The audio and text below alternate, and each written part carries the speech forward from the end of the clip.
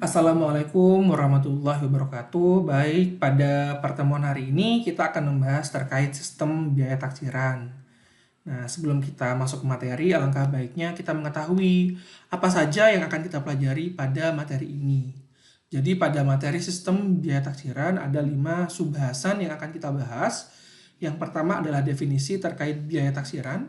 Yang kedua, tujuan penggunaan sistem biaya taksiran. Yang ketiga, penentuan biaya taksiran. Keempat, prosedur akuntansi sistem biaya taksiran. Dan kelima, perlakuan terhadap selisih. Langsung saja kita masuk ke materi.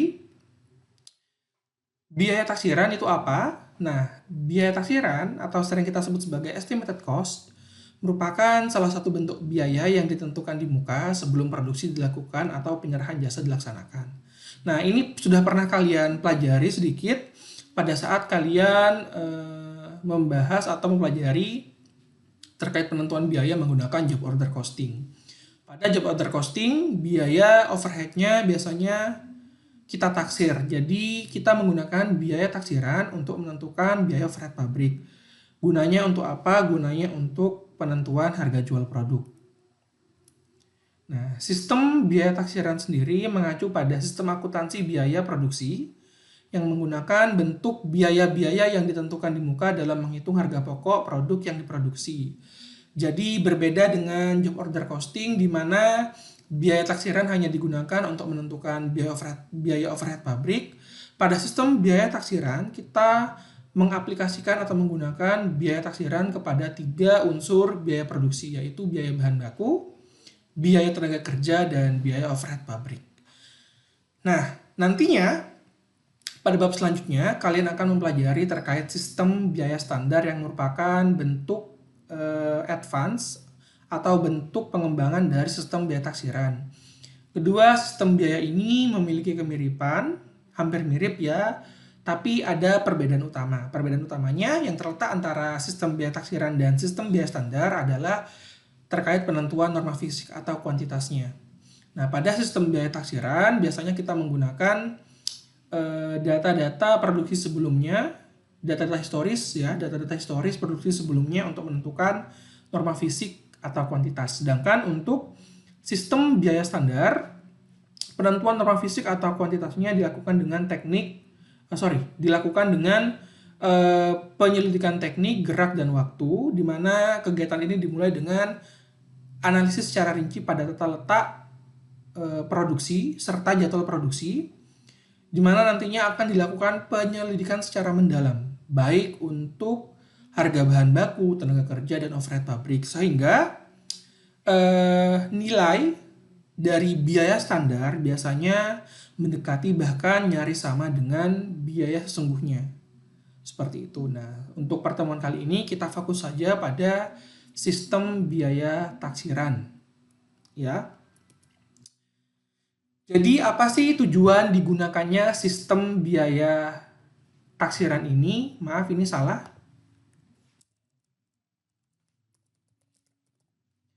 Jadi biaya taksiran atau sistem biaya taksiran ini digunakan dengan tujuan yang pertama adalah jembatan menuju sistem biaya standar.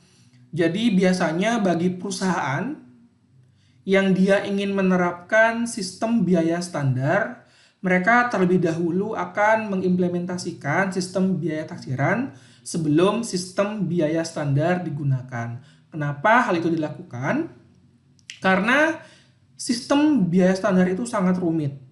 Nah, jadi agar karyawan kita itu bisa melakukan adaptasi terkait sistem biaya standar nantinya, kita biasanya menggunakan sistem yang lebih mudah dan lebih ekonomis gitu ya. Jadi kita biasanya akan menggunakan sistem biaya taksiran terlebih dahulu agar karyawan bisa beradaptasi seperti itu. Jadi nantinya pada saat perusahaan menggunakan sistem biaya standar, maka akan lebih mudah proses adaptasi dari karyawan dan tingkat resistensi dari penggunaan sistem baru bisa ditekan. Yang kedua, tujuannya adalah menghindari biaya dari implementasi sistem biaya standar. Seperti kita ketahui, sistem biaya standar itu sangatlah rumit. Nah, selain rumit, ternyata implementasi dari sistem biaya standar ini sangat menguras banyak biaya. Jadi kita bakal mengeluarkan biaya yang cukup besar dalam melakukan implementasi sistem biaya standar. Karena itu biasanya perusahaan yang relatif kecil akan menghindari untuk menggunakan sistem biaya standar, dan memang biasanya mereka tidak terlalu membutuhkan untuk saat ini sistem biaya standar tersebut. Makanya mereka biasanya menggunakan versi downgrade-nya, yaitu sistem biaya taksiran yang lebih ekonomis. Yang ketiga, tujuannya adalah pengendalian biaya dan analisis kegiatan.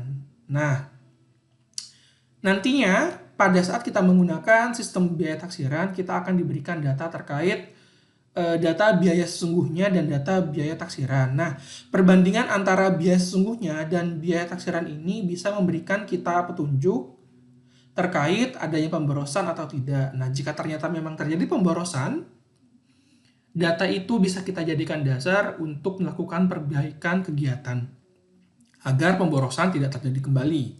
Nah, yang keempat tujuannya adalah mengurangi biaya akuntansi. Seperti kita ketahui, di sistem biaya taksiran kita menggunakan biaya taksiran atau biaya yang kita tentukan di awal. Nah, karena itu bagi perusahaan akan ada pengurangan biaya akuntansi, terutama saat perusahaan kita menggunakan metode penentuan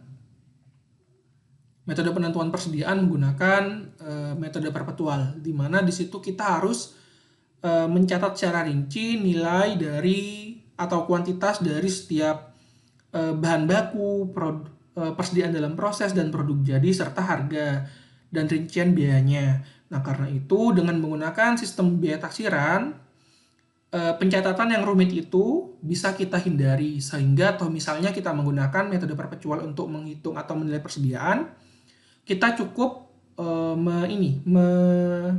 mencatat kuantitasnya saja tanpa memberikan rincian pada kartu persediaan tersebut atau pada dokumen akuntansi tersebut. Jadi implikasinya adalah kegiatan akuntansi yang awalnya rumit menjadi lebih sederhana sehingga biaya akuntansi bisa dikurangi. Itu merupakan tujuan dari digunakannya sistem biaya taksiran. Selanjutnya, bagaimana kita menentukan biaya taksiran ini? Di bukunya Mulyadi disebutkan bahwa kita bisa menggunakan 4 cara untuk menentukan biaya taksiran atau menentukan berapa besarnya biaya taksiran untuk bahan baku, tenaga kerja, dan overhead pabrik. Yang pertama, kita bisa menggunakan data masa lalu atau data produksi pada periode-periode sebelumnya. Yang kedua, kita bisa melakukan perhitungan secara sederhana.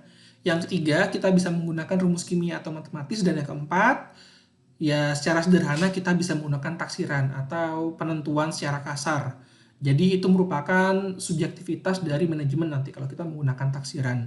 Biasanya cara keempat ini cenderung kasar, jadi jarang digunakan. Biasanya untuk memberikan dasar penentuan biaya taksiran yang baik, kita bisa membandingkan data masa lalu, perhitungan, dan penggunaan rumus matematis. Agar biaya taksiran yang kita hasilkan bisa cukup baik hasilnya, ya, agar mendekati biaya sesungguhnya. Di sini biasanya biaya taksiran itu ditentukan di awal masa produksi atau pada awal tahun anggaran, yang nantinya akan dipecah menjadi 3 unsur. Yang pertama biaya bahan baku, kedua biaya tenaga kerja, dan yang ketiga biaya overhead pabrik. Nah, untuk biaya bahan baku biasanya ini ditaksir dengan melihat kuantitas tiap-tiap bahan baku dan tafsiran harga atau taksiran harga. Yang kedua, untuk biaya tenaga kerja itu ditaksir dengan mengalihkan taksiran jumlah jam kerja untuk memproduksi 1 unit produk dengan tarif biaya tenaga kerjanya. Yang ketiga, untuk penaksiran biaya overhead pabrik biasanya kita menentukan tarif di muka dan melakukan pemisahan BOP tetap dan BOP variabel di situ. Itu merupakan dasar penentuan biaya taksirannya. Nah, nantinya terkait prosedur akuntansi dalam sistem biaya taksiran itu ada 2 kemungkinan. Ya, jadi kita bisa melihat ini nantinya tergantung pada produk yang kita produksi. Apakah produk kita itu hanya melalui satu departemen saja atau melalui lebih dari satu departemen. Kenapa kita perlu melihat hal tersebut? Karena hal tersebut itu akan menentukan bagaimana prosedur akuntansi di dalam sistem biaya taksiran ini. Jadi ada perbedaan ya antara prosedur akuntansi sistem biaya taksiran untuk produk yang diolah melalui satu departemen produksi saja dengan produk yang diolah atau melalui lebih dari satu departemen produksi. Nantinya kita akan lebih mempelajari hal ini dengan melihat simulasi yang sudah saya buat di Excel.